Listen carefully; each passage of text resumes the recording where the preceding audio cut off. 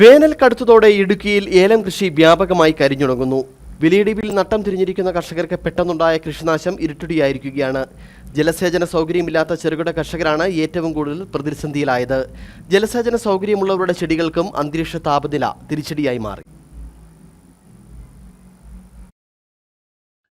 ഉയർന്ന താപനില കാരണം കട്ടപ്പന, കാഞ്ചിയാർ, അയ്യപ്പൻകോവിൽ, ഉപ്പുതറ എന്നിവിടങ്ങളിലെ ചെറുകിട ഏലം കർഷകരാണ് പ്രതിസന്ധിയിലായത്. കടുത്ത ചൂട് കാരണം ഏലത്തിന്റെ ഇലകൾ ആദ്യം കരിയുകയും തുടർന്ന് ചിമ്പ, ശര എന്നിവയിലേക്കും ബാധിച്ച ചെടി പൂർണ്ണമായും നശിച്ചുകൊണ്ടിരിക്കുകയാണ്. വിളവെടുപ്പിന് യോഗ്യമായ ഏലക്കയും ഉണങ്ങി കൊഴിഞ്ഞു വീഴുന്നത് തോട്ടം തൊഴിലാളികളുടെയും കർഷകരുടെയും ആശങ്ക വർദ്ധിപ്പിച്ചിരിക്കുകയാണ്. ചൂട് കൂടിയതോടെ കൃഷിയിടങ്ങളിൽ വെള്ളവും പറ്റിയ അവസ്ഥയിലാണ്. ഉണങ്ങുന്ന വേനൽ കടുത്ത മൂലം ജലത്തിന്റെ ദൗർലഭ്യം ചെറുകിട കർഷകർക്ക് അത് നനയ്ക്കാനുള്ള സൗകര്യമില്ല.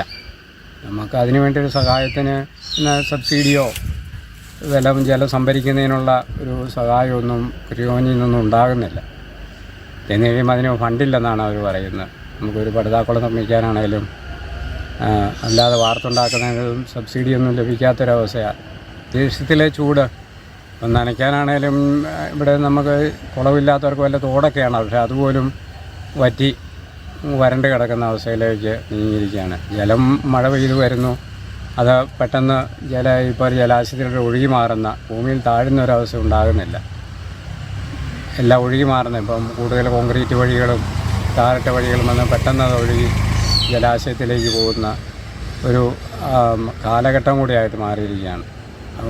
ജലസേചന സൗകര്യം ഇല്ലാതായതോടെയാണ് കർഷകർ പ്രതിസന്ധിയിലായത്. ജലസേചന സൗകര്യം ഉള്ളവർക്ക് പോലും ഈ പ്രതിസന്ധിയെ മറികടക്കാൻ കഴിഞ്ഞിട്ടില്ല. അന്തരീക്ഷത്തിലെ ഉയർന്ന താപനിലയാണ് പ്രതിസന്ധി സൃഷ്ടിക്കുന്നത്. കൃഷിയിടത്തിലുണ്ടായ നഷ്ടം നികത്താൻ സർക്കാരിന്റെയും കാർഡമം ബോർഡിന്റെയും അടിയന്തര ഇടപെടൽ ഉണ്ടാവണമെന്നാണ് കർഷകരുടെ ആവശ്യം.